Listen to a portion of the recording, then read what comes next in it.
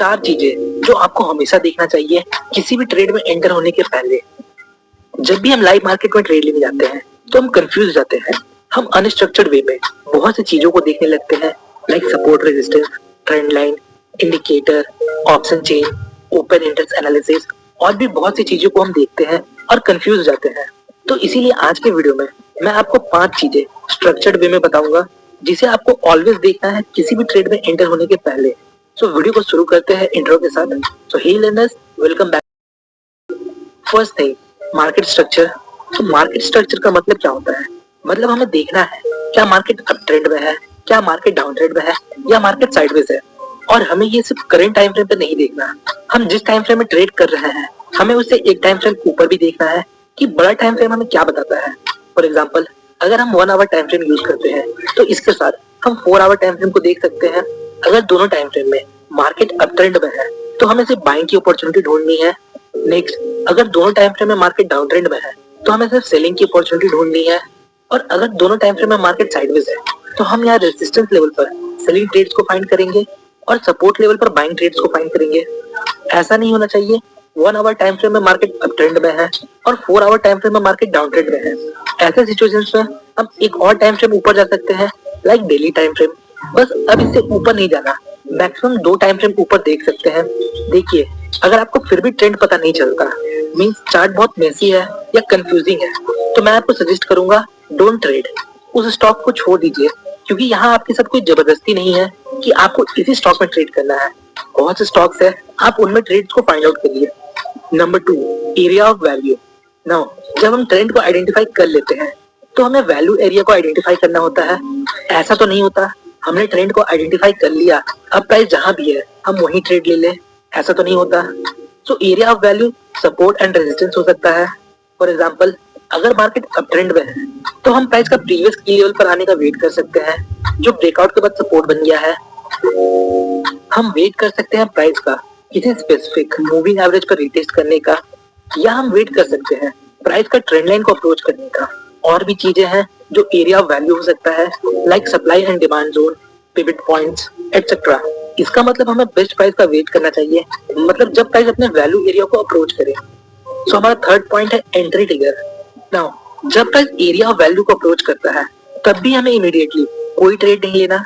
हमें इस value area में कुछ साइन ऐसे मिलने चाहिए जो हमें ये इंडिकेट करे हम जो ट्रेड लेने वाले हैं वो हमारे फेवर में हो सकता है। तो एंट्री ट्रिगर सिंपली कोई कैंडलस्टिक पैटर्न हो सकता है, लाइक अगर प्राइस सपोर्ट लेवल पर है तो यहाँ कोई बुलिश कैंडलस्टिक पैटर्न बने, लाइक हैमर, बुलिश सिंगल फिंग एटसेट्रा। या फिर कोई स्पेसिफिक ट्रेडिंग स्ट्रेटजी हो सकता है जिसमें हम इंडिकेटर कंफर्मेशन ले सकते हैं, like RSI, MSCD, stochastic etcetera. या हम कॉन्फ्लुएंस के बेस पर ट्रेड ले सकते हैं। कॉन्फ्लुएंस मतलब जहां हमें मल्टीपल फैक्टर्स सेम लेवल पर मिलते हैं। आइए कॉन्फ्लुएंस का एक एग्जांपल देखते हैं। यहाँ देखिए, हमारे पास एक प्रीवियस रेजिस्टेंस लेवल है जो ब्रेकआउट के बाद सपोर्ट बन चुका है और प्राइस अभी सपोर्ट लेवल पर है। और एट द सेम प्लेस यहाँ हमारे पास 50 EMA का सपोर्ट भी है। सो बेसिकली इसे हम कॉन्फ्लुएंस बोलते हैं, जहाँ मल्टीपल फैक्टर्स हमें सेम पॉइंट पर मिलते हैं। यहाँ हम फिबोनाची रिट्रेसमेंट का भी यूज कर सकते हैं कॉन्फ्लुएंस के रूप में, जिसमें हम 50% लेवल और 61.8% लेवल को ऑब्जर्व करते हैं। और यहाँ कॉन्फ्लुएंस के रूप में हम कैंडलस्टिक पैटर्न को भी कंसीडर करते हैं। तो जब 3 से 4 फैक्टर हमें सेम पॉइंट पर सेम सिग्नल देते हैं तो हमारे विनिंग के चांसेस इंक्रीज हो जाते हैं।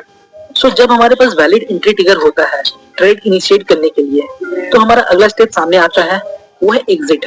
तो इसे हम 2 पार्ट में डिवाइड कर सकते हैं। पहला, when to exit if wrong, मतलब अगर ट्रेड हमारे अगेंस्ट होता है तो हमारा स्टॉप लॉस कहाँ होना चाहिए। दूसरा, when to exit if right, मतलब अगर ट्रेड हमारे फेवर में होता है तो हमें प्रॉफिट कहाँ बुक करना चाहिए।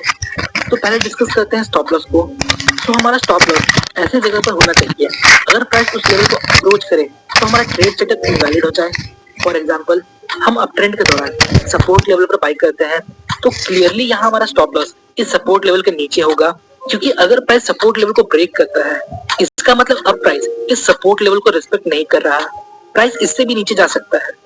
सिंपली जब प्राइस आपके ट्रेडिंग सेटअप को इनवैलिड बना दे वहां आपको एग्जिट होना है। देखिए, ट्रेडिंग में प्रॉफिट करना ज्यादा इंपॉर्टेंट बात नहीं है, ट्रेडिंग में रिस्क मैनेजमेंट सबसे इंपॉर्टेंट बात है कि कैसे आप अपने रिस्क को मैनेज करते हो।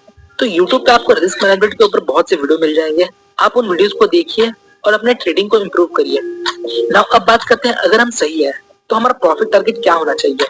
अब देखिए, according to different strategies and pattern profit target different हो सकता है, पर इनके साथ हमें मार्केट स्ट्रक्चर को भी देखना होता है। अगर मार्केट स्ट्रॉन्ग ट्रेंड में है तो हम स्टॉप लॉस को ट्रेल कर सकते हैं और ट्रेंड को एंजॉय कर सकते हैं। पर अगर मार्केट रेंज में है, लेट्स सपोज हमने सपोर्ट पर बाय किया, तो प्राइस के रेजिस्टेंस लेवल तक पहुंचने के पहले हमें एग्जिट होना है। और अगर हम ट्रेंडिंग मार्केट में भी ट्रेड लेते हैं तो हमें बड़े टाइम फ्रेम में देखना होता है कि कहीं यहाँ कोई की लेवल तो नहीं है, क्योंकि बड़े टाइम फ्रेम का की लेवल छोटे टाइम फ्रेम में हर्डल्स या रुकावट का काम करता है। सो यही कुछ बेसिक चीजें हैं जो आपको हमेशा ट्रेड लेने के पहले देखना चाहिए। आपको इस वीडियो से थोड़ी इन्फॉर्मेशन मिली होगी। अगर आपको वीडियो इन्फॉर्मेटिव लगी तो वीडियो को लाइक और चैनल को सब्सक्राइब जरूर करें। मिलते हैं नेक्स्ट वीडियो में, तब तक के लिए बेस्ट ऑफ लक फॉर